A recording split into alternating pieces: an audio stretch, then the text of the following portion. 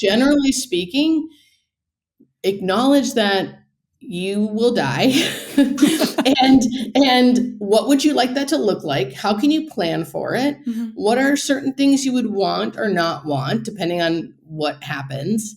All of this, if not just for yourself, do it for your loved one who is going to be left trying to make those decisions. So like, just generally speaking, kind of know and realize that you have to plan for this. We plan for everything else. We plan for having kids or not having kids. We plan for moving. We plan for a wedding or a vacation. Like, this is also something you should plan and prepare for. I'm Keltie Maguire, and you're listening to the Kids Are Childfree podcast. Hello, and welcome to this episode of the Kids Are Childfree podcast, featuring what may be a surprising topic for those of you who are considering whether to bring new life into this world or not. And that is, today we're going to be talking about death and dying. And while it sounds really heavy, I promise you this is going to be such a fun, enlightening, and meaningful conversation. You are absolutely going to love today's guest because I fell madly in love with her through this conversation. Julie McFadden is an experienced ICU and now hospice and palliative nurse who has been practicing nursing for 15 years. Julie has been featured in Newsweek, USA Today, The Atlantic, and other publications worldwide. And she is passionate about normalizing death through education to the masses using social media, and now her brand new book, Nothing to Fear, Demystifying Death to Live More Fully. You might know her online as Hospice Nurse Julie, where you can find her on TikTok with her 1.4 million followers and counting, as well as all the other social media platforms, including Instagram, Facebook, and YouTube.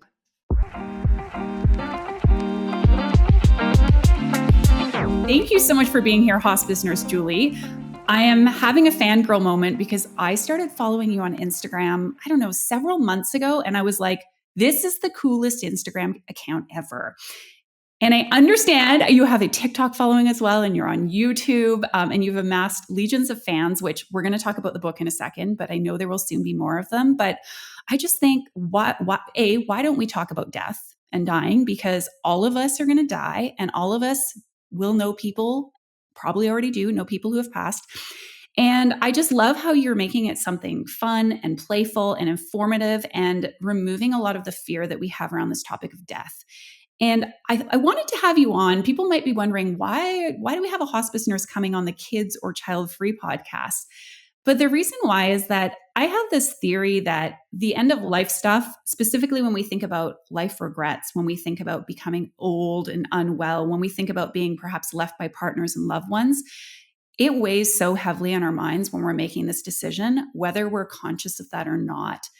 And my hope is that if we can shed a little bit more light on the end of life piece of the equation, it can hopefully allow us to make decisions that feel good and aligned and that are really in alignment with what we want in our lives while we're living them. So with all that said, welcome to the show. Tell us about yourself and a little bit about your journey over these last few years. Who is Hospice Nurse Julie? Thank you so much for having me. So my name is Julie McFadden. I now too refer to myself as Hospice Nurse Julie, which is hilarious. But I am a hospice nurse. I'm a nurse in general, and I've been a nurse for 16 years. I was an ICU nurse, which is like the opposite of hospice, for 8 or 9 years. I haven't really figured it out exactly, but around there. Yeah.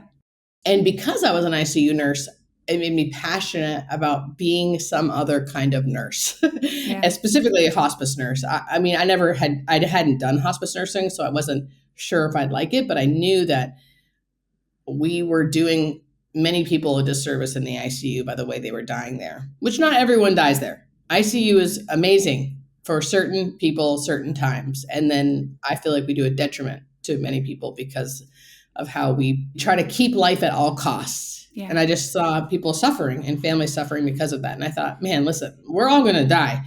And there are certain things that may happen that we kind of know we're going to die from this. And if that is the case, let's do this a different way. Yeah. And that's what got me interested in hospice. So then I switched over to hospice. And then in my 8 years there, I've just seen so many amazing things, unexplainable and explainable through science, that made me really passionate about talking about it. And then eventually I got online and started talking about it about 3 years ago.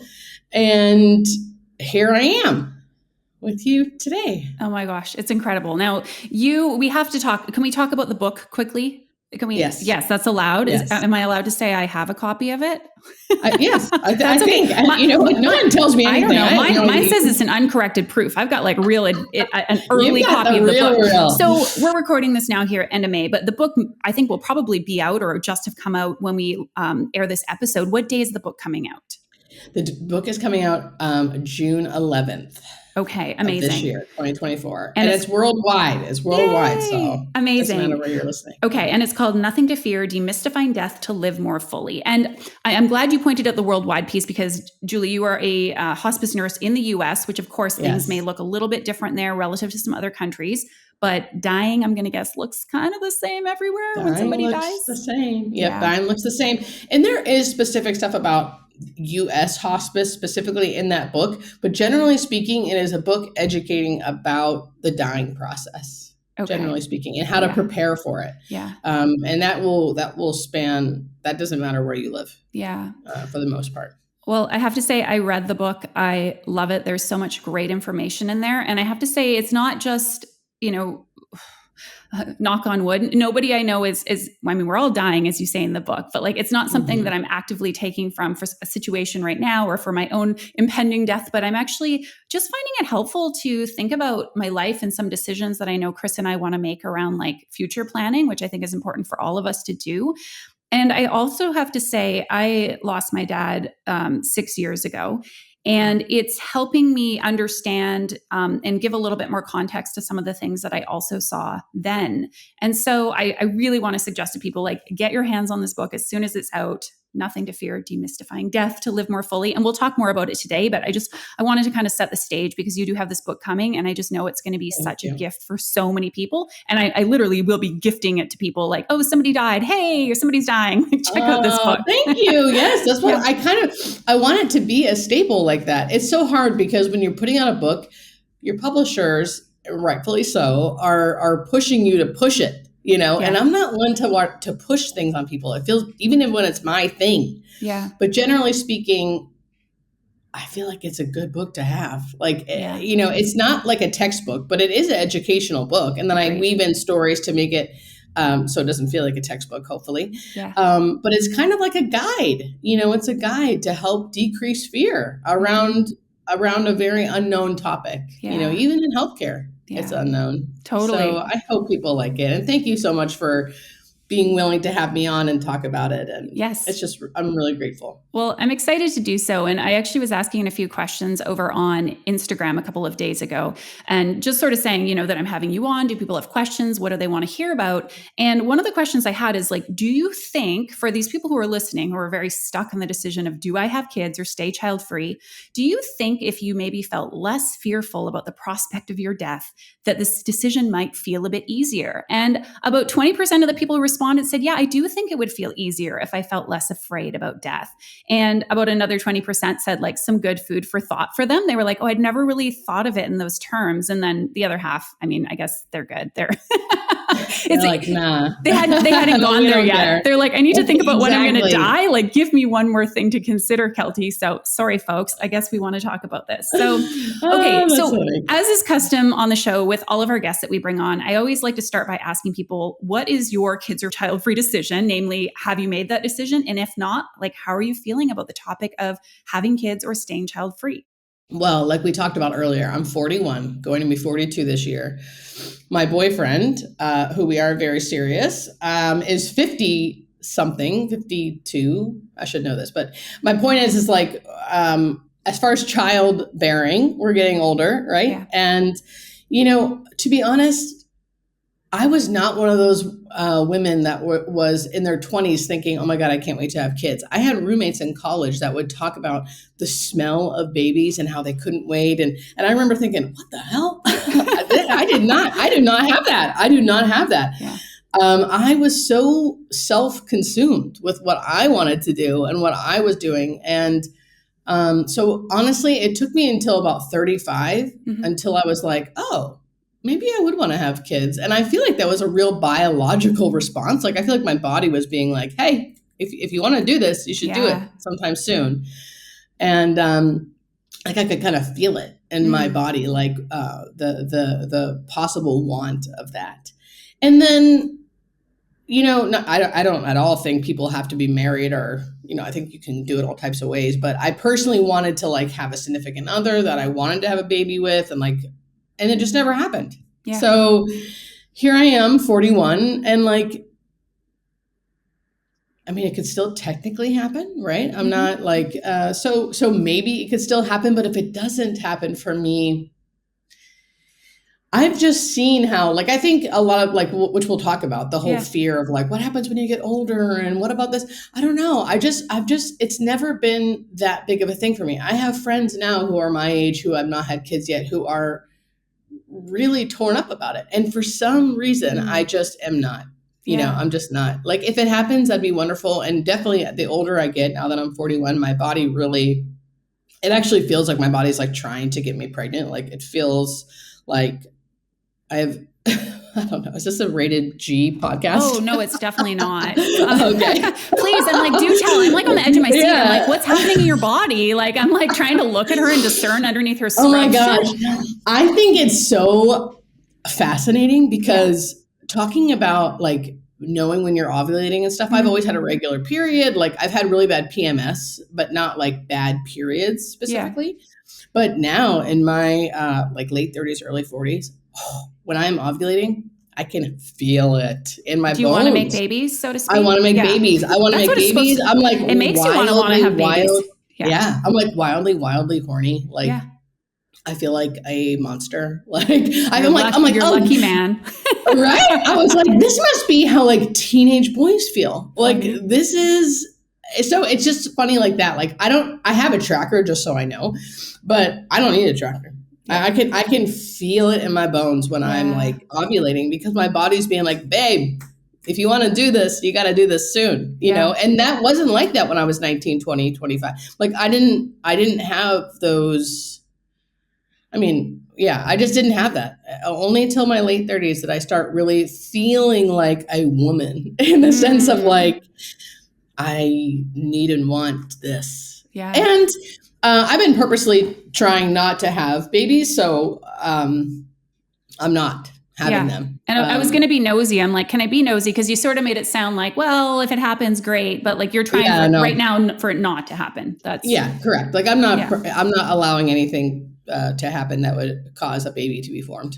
Understood. But because I'm just not there. I'm just not there, and that's what I mean. It's like people who I think are very rude will say, wow, I think it's so insane. People like very rude. I'm just laughing. Comment on like what you're doing. They're like, well, you better hurry up. And it's like, says who?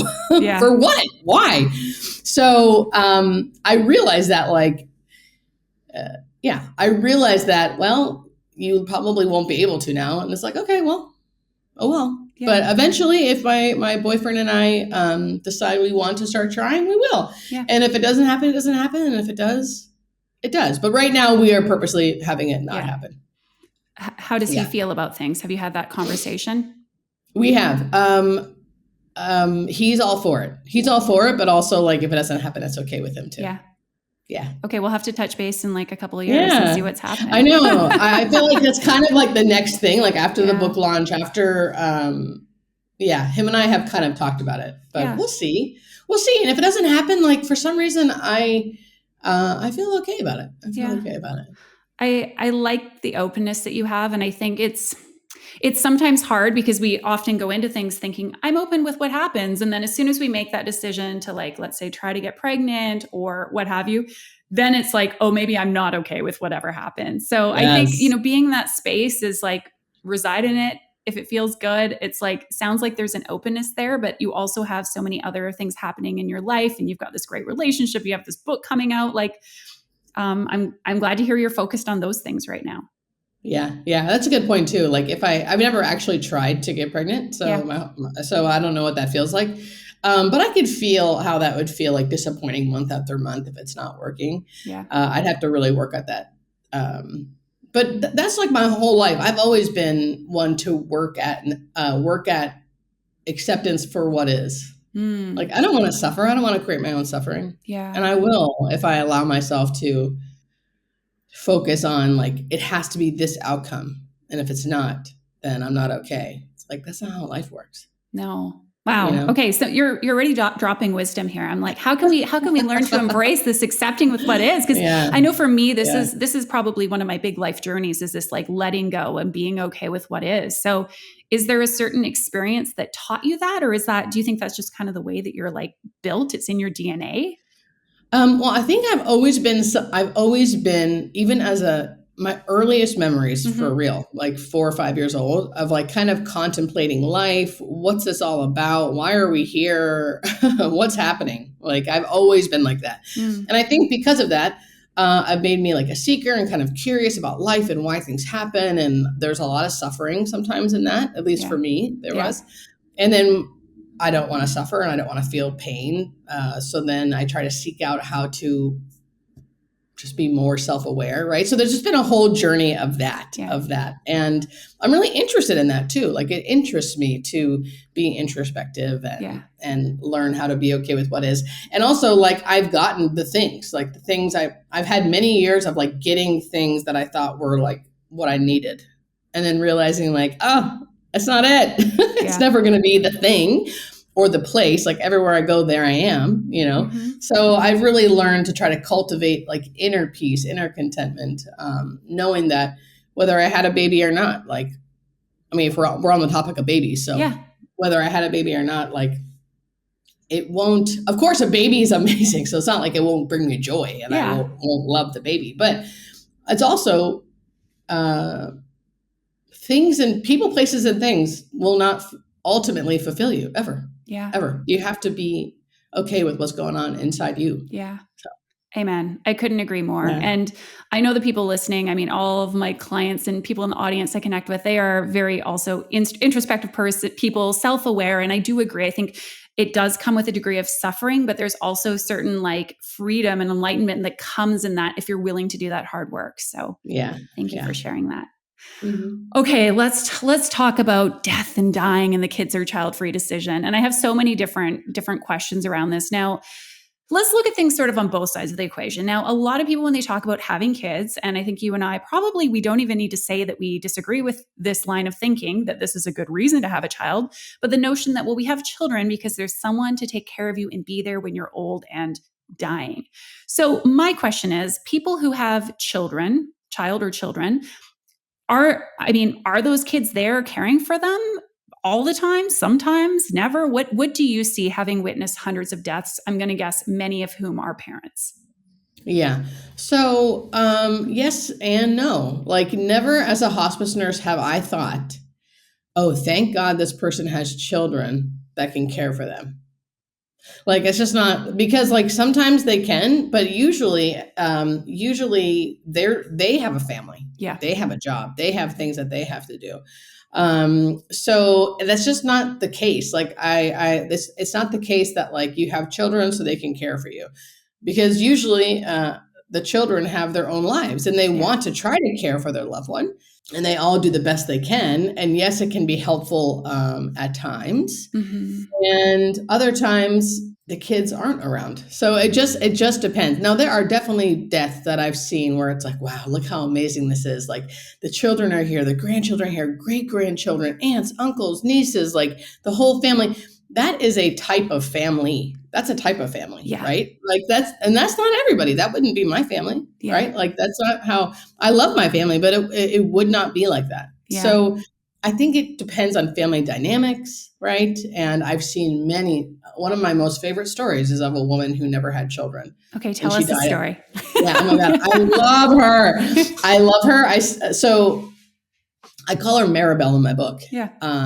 But she died at like 101. Okay. Wow. So when she was not having children, this was like in the 30s or 40s, right? So like that was even more, that was like, you were a spinster back then. Like, if you didn't have children back then, it was like I think it's still like a stigma in today's world. Yeah, unfortunately, in a lot of cases. I mean, back then, like, women couldn't have bank accounts and shit. Like, so the fact that she didn't ever get married and she didn't ever have a child is like, oh my God, I'm so interested in this lady, right?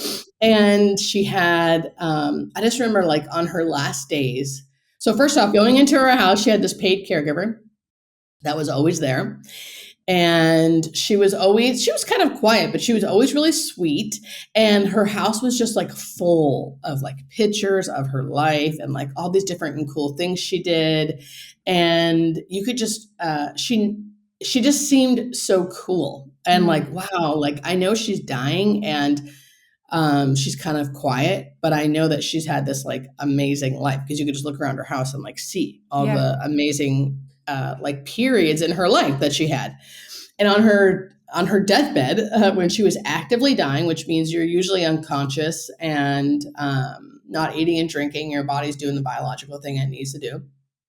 I went to go visit her every day as a hospice nurse. So someone's actively dying, you go see them every day, even if it's for like 10 minutes, just to make sure everything's as it should be. And her caregiver was there and she was there fully unconscious. She had been unconscious, not speaking. And I was like looking around her house, looking at all her pictures and just thinking about how she had this like huge full life. And she was dying basically with a hospice nurse who kind of knew her when she was 101 and her caregiver who's known her for, the past 5 years or something. But she had all these people that were already gone because she'd lived for so long. And even though I knew the answer, I wanted to ask her again. So I said, Maribel, have you ever been married? And I couldn't believe it because she'd been unconscious. She goes, no. And I go, well, have you ever been in love? And she scoffed. She went, many times.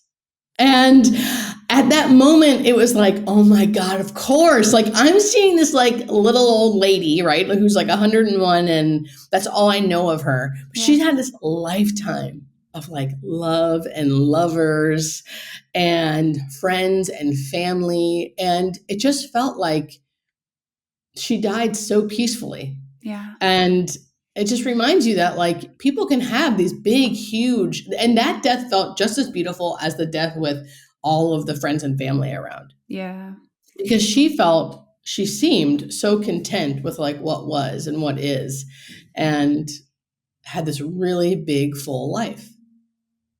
And I just love her for it. And like to think like, oh, many times. And I'm like, of course, what am I thinking? Just because she didn't get married, she didn't have love. Yeah. Like she had love many times. Yeah. How cool. And so although it was yourself and this caregiver and her, like, I don't sense you felt like sorry for her. Like, oh, this is so sad. Nobody's here. Like, were other people coming? Because people might be thinking, where was everybody else? Why weren't they coming to visit? Yeah. No, it didn't feel sad at all. That's my point is that like, people are so afraid to die alone and thinking it's so sad. It was not sad at all. It was not sad at all. And because, I don't know what I even mean by this, but like there's energy in the house, like people can give off vibes, right? Her vibe was never like, poor me, no one's here, I'm all alone. Never. Yeah. Never. And I don't know why. I don't know if it's her personality or, I have theories, that she had a very full life and she was ready to go. Yeah. And it never felt sad at all. It felt amazing. And it's just a reminder that like people have very, very full lives. Yeah. Just because you're seeing them at this time where they're dying doesn't mean that they didn't live decades and decades and decades and how many changes and all the people they met. And it was beautiful. It was just as beautiful as someone dying with a bunch of people around them. Yeah. Wow. I have a photo, like a picture in my mind of Maribel in her home and all these rich experiences she's had. That's a very cool story. Okay. So I'm curious, just like somebody, Maribel as an example, who doesn't have kids, it's not necessarily a sad and lonely thing to be at the end of, especially a long, full life. Are there people who you've witnessed dying who feel loneliness and sadness and regret who have kids? Like, would you say, and do you ever hear stories about like, I don't know, the kid who doesn't come to visit or like being brokenhearted by your child? Like, do you, or is it always kind of like everybody's there, it's all happy? Oh, no. Family, people die how they live. So like, it depends on who you are. It depends on who you are. It depends on the kind of person you are. Like not everyone's a great parent. So if you're not a great parent, your kids aren't going to be there. And even if you are a great parent, they still might not be there because people aren't used to people aging. People aren't used to having to care for people. People aren't like the people don't want to be around it. So I mean, the common thing I see is that no one has enough help. That's the common thing. Like, I mean, we'll probably get into this, but like child or no child, you need to prepare for your own death. I mean, I guess it depends on how it is, how you die. If you die in a car accident, I guess you don't really need to prepare, but no, have a will.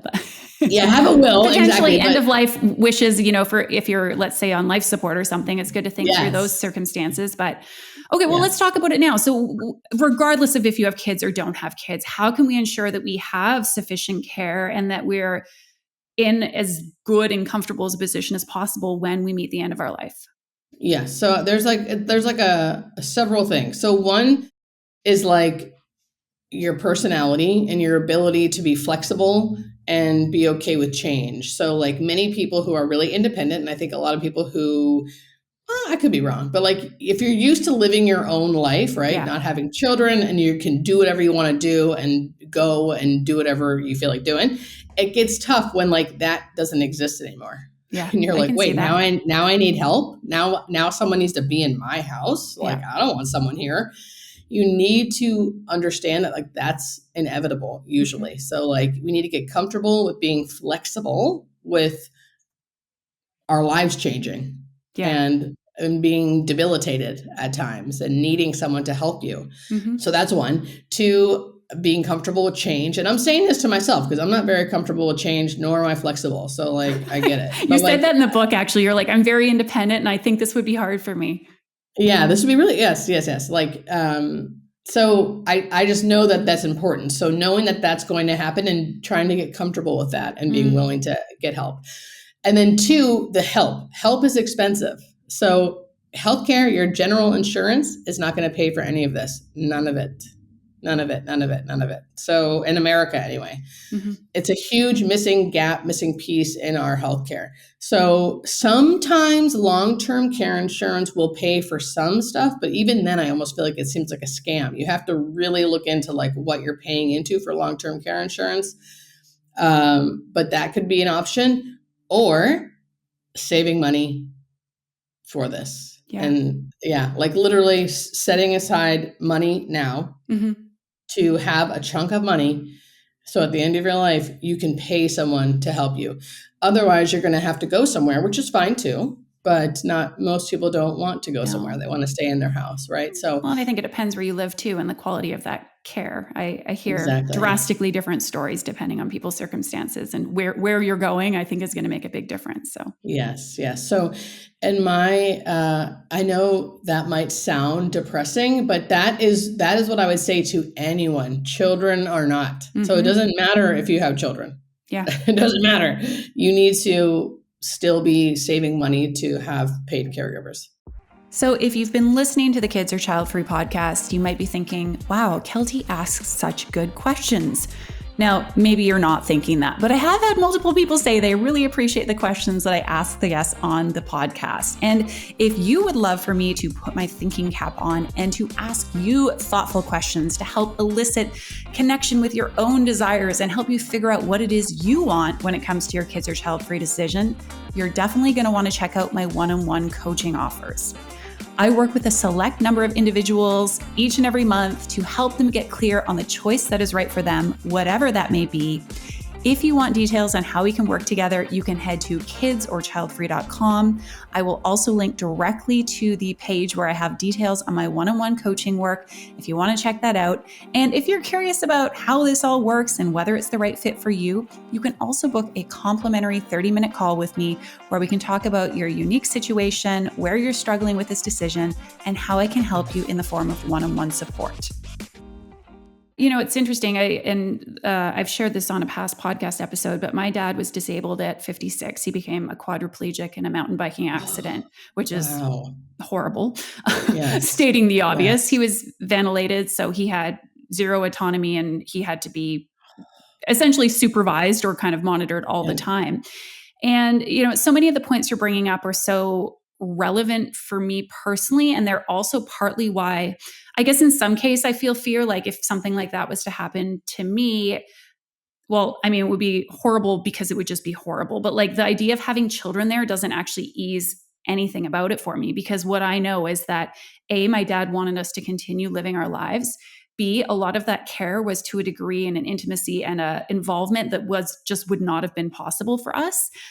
He was fortunate that he had, a good long-term care health policy, all these things. And even then, a lot of the care, sadly, was quite substandard. And it was really challenging to find sufficient care, especially because he literally needed someone there 24/7, which is obviously not going to be the case for everyone in everyone's situation. But Chris and I talking right now, okay, we don't have any dependents. So in some case, you could argue a will is less important. And we have, growing investments and assets, but it's not like we're at the end of our earning years. But we're meeting through someone, and this is something, obviously it depends where people live, but like here in Germany with his employer, there's people we can have access to, and we pay money, but that they can help us set up like a will, a living will, which, correct me if I'm wrong, but this is like if you're still alive, but you aren't in a position to make decisions for yourself, like if you want what you want to happen, if you needed to be like intubated or resuscitated or on life support, et cetera. So, we talk about that because we recognize that this whole idea that things don't happen to me or they're not going to, like, life's going to look a certain way, that's not necessarily going to be the case. And that can be positive too. Like, I think so many people, especially when they think about being child-free, they picture themselves as like this decrepit little old lady or man who has zero autonomy and who's super unwell. And certainly that may be the case for some people, but we see people living like long, vital lives. And a lot of times that support is really just for like, and I'd be curious to know, but like when people need a lot of intensive caregiving outside of like, I'm guessing severe chronic diseases, like it's probably not for like really long time. Is it like a few years that people usually need care, or months, or how does that look? Right. It might just be months. Like Maribel, who lived to be 101, like the only reason why she didn't have like massive amounts of friends coming over and being with her is because she was 101. Like she was living independent until she was like 95. Yeah. And like having friends come over and going to tea and like driving. And, it was just those last, I mean, actually, I don't know for her certain if it was 5 years I'm sure, I know her caregiver was there for years, but it was like, I'm sure first it was like a couple hours a day or maybe 3 times a week. And so it really does depend. It really does depend. I think the general thing that like, so if people are feeling overwhelmed, it's just generally speaking, acknowledge that you will die. and what would you like that to look like? How can you plan for it? What are certain things you would want or not want, depending on what happens? All of this, if not just for yourself, do it for your loved one who is going to be left trying to make those decisions. So like just generally speaking, kind of know and realize that you have to plan for this. We plan for everything else. We plan for having kids or not having kids. We plan for moving. We plan for a wedding or a vacation. Like this is also something you should plan and prepare for. Yeah. And ultimately it may feel like scary at first, but when you're done, the relief, and then it's just done. Yeah. I mean, I'm 41 and my sister, who I'm closest with, is the person that will be my DPOA, the person making decisions if I can't. Okay. I don't want her left with, should I give her a feeding tube because she can no longer eat? It's like, no, I want her to know, I don't want a feeding tube. I don't want to live on a ventilator, like you were saying. Like, so she knows very specific things that would be very hard to make if you don't work in healthcare, if you don't understand what all of that means. Yeah. I don't want her to have to think about that and be the one to make that choice. That's hard. Yeah. So even though I'm young, I still have all that stuff in order, and it'll probably change as the years go on, Totally. But right now I know what I want. Yeah. At this age. Okay. So it sounds like you have like certain directives there for your health. Like, are you saving money, or do you have an insurance policy or something? Like, how have you considered that piece of things? Currently I am saving money. To just so I have like a chunk just for that. Okay. However, I probably should look into, I don't know, like honestly, I don't know enough about long-term care insurance to like really give an opinion about it. Okay. Sometimes, but what I will say is sometimes people will say, oh my God, my mom put into this long-term care insurance for years and it's a scam. She got nothing for this. There's nothing for what's going on right now. So I've had an opinion about why I don't do that, but I could be wrong. I haven't really investigated enough to know Yeah. if there's really good long-term care insurance that would pay for what you would call custodial care. Okay. So I'm not talking about the care that your dad had. So when someone No. has like an accident and there's like they're vented or they're trached and they have all these things, that's different. And people can get a little more help with that. Yeah. When you're just older or debilitated because you're dying from some kind of terminal cancer or something, that's called custodial care. Okay. And there's not much out there. Okay. Unless you're paying out of pocket. Yeah. That's from what I found. Yeah. One last thing. Yeah, this is please. a little bit of my soapbox, because this is what I see with patients too, and their families. Like they have a house that is paid off, and I get it, but they have no other money. But their house is worth like $2 million because they live in LA and they bought this house in the 50s, and now it's like literally worth $2 million. And I get it. Everyone wants to hang on to that house, but it's like, you will get no assistance from the government if you are living in a $2 million house, right? Yeah. So you got to do something because you need help. So like they won't, these like older people will just be like, nope, and I get it. But is it also, because they have kids that they want to get the house? Like what's the idea? Is it because they want to be in the house, or does it depend? I think there's a bunch of things, but I think most of it is the inflexibility. Yeah. This is why I always focus on like, you got to be flexible. You got to be able to change. And you got to do it before you're super debilitated and it's like very end of life. Yeah. Like you need to start thinking about this stuff because you do have this very big asset right here that could really, really help you at the very end of your life. And like people will refuse to do anything about it. Yeah. And we deserve to die well. And I know even for both my parents have, were really good at saving a lot of money and investing it well. And I know my mom wants us to have the benefit of that when she passes, but she also is very much of the mind, like she wants to live well and she wants to experience life today and she wants to experience with us. And I can't imagine a scenario where she needed care and it's like, we got to hold on to a home or a whatever it may be. It's like, no, let's use that money so that mom can be comfortable and that she can live well and she can have support. And so I would agree with you. And just, this is like anecdotal, but just looking at my own life and looking at like, for example, elderly people I know or friends' parents, typically the people who seem to like struggle and suffer the most are the ones who just like, they refuse the fact that anything is changing, that anything's happening, that they're unwell, that they're getting sick. And it's like, I see this with certain family members and it's like, I refuse to be that person that's going to be in denial at the expense of not just myself, but the people around me because they suffer, right? It's like, yes, they suffer. When you're like, won't go see the doctor and it's pretty apparent that let's say you have dementia or early onset Alzheimer's, whatever, and you're unwell and you can't care for yourself and you won't go and you won't have those conversations. Like that's so painful for everyone around you to watch. So yeah. Yep. And like, there's only so much you can do, right? Like I said, people die how they live. Good reminder. So like, you're not going to like suddenly change someone's personality or change someone's family dynamic. Yeah. But I mean, if people are willing, it'll make all the difference. Just discussing it. Just being willing, even a little bit, to like take some steps. Right? And most people listening to this, I think most of our listeners are probably in their 30s, maybe late 20s, early 40s. The good news is, with investing money, you have the power of time and exponential earnings and everything. And you do have time to think about these things and continually revisit them. But my hope today is our conversation will like get people a little bit, I don't want to say clued in. We all know we're going to die, but like rather than trying to avoid it, like look at it, just explore it and start with Julie's book because she really, or check out some of her videos on Instagram or TikTok or YouTube because they do make it feel not just less scary, but like I'm quite interested. I'm like, oh, this is fascinating. Yeah. Everything that you share. There's a part in the book that's like kind of like exactly how you can do things. Yeah. Which I felt like at first was like, this is so boring. Like, no, it's like good. A step, but it's also like, no, people actually need that. They need like step by step. This is how you start doing this here. So there is like a whole section to kind of help prepare you. Yeah. So hopefully it's helpful. Okay. Yeah.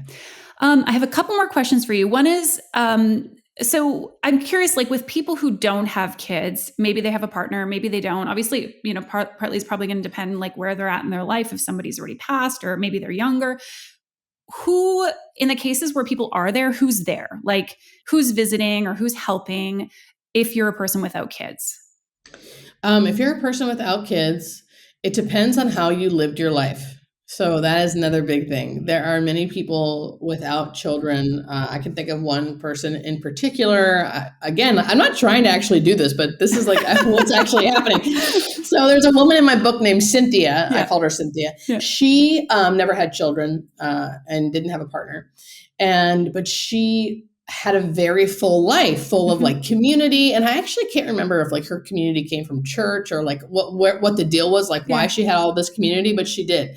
So she's a really great example of like someone who had a bunch of friends that were like family, that were like constantly around her, right? And then if they couldn't be around her, they physically paid for other people to be around her, to care for her. Yeah. So that's a great example. I had another guy who was in like a 12-step program. He was young, but because he was in this program where there was a big community, there was tons of people around him. So I think it depends on like how you live your life, right? Yes. That's not like everyone's, and I hate saying that because people listening being like, I don't do that. Like, I don't want to scare them, about like, you have to have friends and community. But I will say that does seem to help. It does seem to help. And being willing to, anyone that had people around them were willing to tell people that they weren't well, that they needed help. Right. Yeah. So it's mostly friends.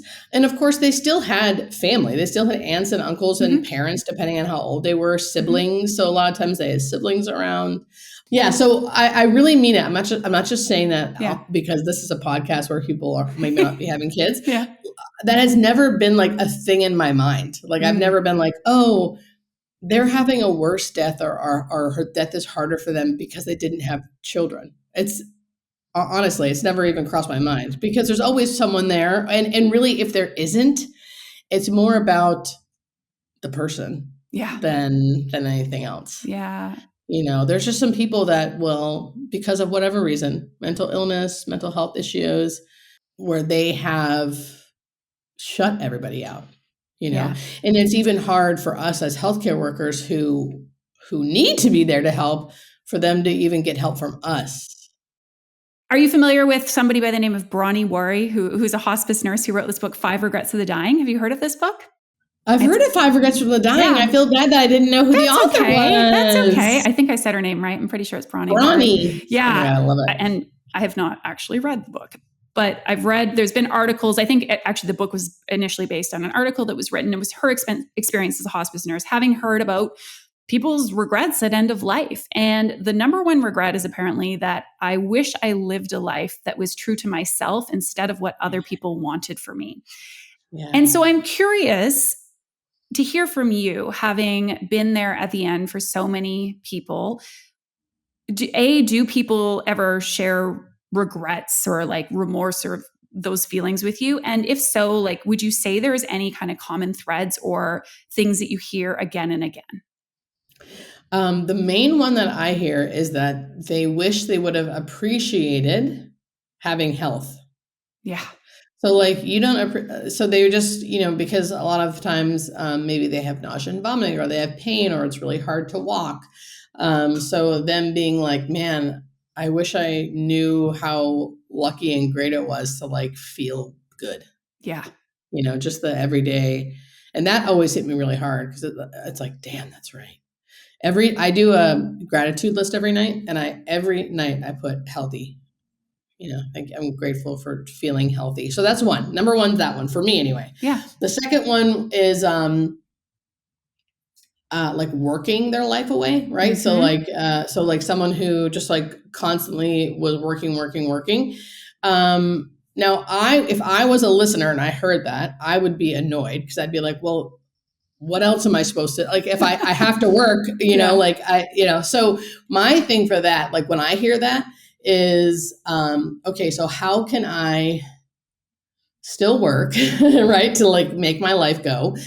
But still try to appreciate life for what it is, right? Like acknowledging, like stay in today and acknowledge like the little things. Like how can I, work the best I can, but still live a life where like after work, I shut down my brain about work and I like appreciate the flowers or go for a walk or just do something else to realize that life is really precious. Right. And if I can actually switch my life around where I'm not working so much or it's not my main priority, then let's do it, because that's what most people say they wish they would have done. Yeah. And hopefully also maybe do work that you enjoy or love. Like I'm sure work is still work for you, but it sounds like you have a lot of passion for it and that it's something like it's an immensely important part of like who you are to do the work that you do. Yeah. If there's any nurses or anyone that works in healthcare listening, make healthcare work for you. Like I was a burnt out, dead inside ICU nurse for years. And it was hard to leave because it was what I knew, but it was literally killing me. I hated it. And I'm so grateful that I had the courage to leave because it's really scary. And then even as a hospice nurse, being full-time hospice nurse, that was really hard. Like I loved it, but it was really, really hard. So, and so then I went per diem at like a large facility where basically they always needed me. So I could work basically full-time hours as a per diem nurse. So you're still working full-time, but it feels a little less like constrictive. Like you don't have on call. You don't have to like listen to all the like bullshit that like being a full-time nurse makes you do. So my whole point is like, I've made it work for me and it's made me really, really appreciate my job and really, really like it. And I think people can do that. They just think they can't. Yeah. And I was going to say in general, to have this idea or notion that your work should work for you and to have an attitude of openness and that like things can change. I see so many people so fixated on this is just the way it has to be. This is just my industry. This is just my employer. And it's like, no, it doesn't have to be that way. And, or you can also make a change. And it's not to say it isn't scary or without risk, but I have a close friend who was in a job that she was just, I mean, she's been on burnout leave for the last 6 months. And after 15 years, she finally got the courage to say, I want to pursue something else. And she got this fantastic new job. And I'm like, so excited for her. And I know how hard that can be, but so many people believe that they need to like, you know, stick with a good pension and the one employer and oh my God. Yes, exactly. People will always give me reasons why they can't work per diem. And usually it's because of insurance, because you don't get insurance if you work per diem. I can pay for my insurance. Yeah. I pay for my insurance. Quite a bit. I pay for my own insurance. I don't get paid time off and I still make it work. Now I feel like, I mean, it's just, you just make it work. And I've never been happier. I've never been more happy with my work-life balance. So, and guess what? If it doesn't work, then you can figure something else out. Like there's always something else. Yeah. Okay. One more question on the topic of regrets. Has anyone ever told you they either regret having kids or regret not having kids? Or has that ever come up? No one has ever said that to me. It's quite a personal confession. It's either not come up or they haven't said that to me. No. If anything, I mean, there's definitely been topics where like a couple would say like, we never had kids, but it was never like, and we regretted it. It would just be like something like, well, we never had kids, or we never had kids, but my nephew was kind of like our kid because, you know, he was around all the time or whatever. Yeah. But no, it never was. Like I said, I think people think it's more of a thing than it is. Like, it doesn't feel like a thing in my industry where it's like, oh, they don't have kids. All right. They're screwed. Yeah. And your industry? It never feels like that. End of life, dying, death. Yeah.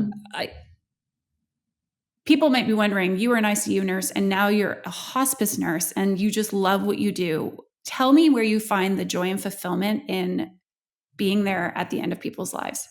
Oh my God, it's everything. It's not depressing at all like people think it is.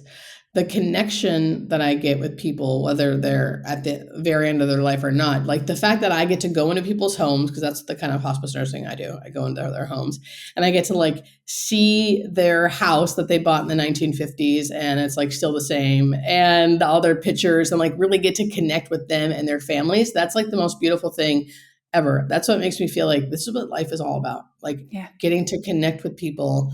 And then on top of that, seeing people. So that's one. 2, seeing people take their last breath is truly one of the most beautiful things I get to witness in life. it feels like I'm a weirdo who like watches births on the internet. not all the time, but like if it's on the Instagram and someone's like giving birth, I find it fascinating and beautiful. Always watch. Yeah, yes, yeah, I will get that. always watch. And every time I see the baby come out, I will weep. Like even if it's just for like 2 seconds, it's like this overwhelming feeling of like, oh my God, there's a baby now. There's like a new thing on earth. This is the most amazing, magical thing. And I weep tears of joy because it's so magical, for lack of a better word. And that is how it feels when I watch like that same feeling of like, where did you come from, baby? Like you're here now. Where have you been? And where did you come from? Is how it feels when someone takes their last breath. And I think because my grief is removed, because it's not my mom, like I don't know if I'll feel that when I see my mom's last breath, if I get the honor to do that. But because it's not my mom, right? And I'm just witnessing all of it, I get to see the love between whoever is there, not just children, whoever is there, if anyone is there, even if no one is there, watching someone take their last breath, it feels the same. It feels the same. It's like time stands still. There's like an expansion there. They're here and then they're not. But there's something that feels really, really beautiful and sacred, dare I say. And I'm not here to try to make anyone believe anything, truly. That's not, but what I want people to know is that like, I don't know, death and birth feel almost the same to me. Yeah. In a really beautiful sense. So because I get to witness that, like I feel so lucky and I have a whole different view of life, a whole different framework. Hence why I can't stop talking in this moment because I want everyone to understand that there can be a shift. There can be a shift in how we look at death and dying. Death doesn't have to be the worst possible thing. It's not. End of story. It's not the worst possible thing. I think suffering is far worse. But yeah, so I want people to see that the shift in that they could really understand that how beautiful it can be. Like maybe they can look at it a little different. Thank you. That was so beautiful and profound. And wow. Thank you. Okay. So as we wrap things up, I have 5 questions that I ask every one of my guests. And the questions usually are dependent on if you're either child-free or you are a mom, in which case you're like on the fence, we could say. You're not quite sure, but we're going to go with the child-free line of questioning since that's where you're rooted right now. Okay. So the first 2 are finish the sentence. Being child-free is?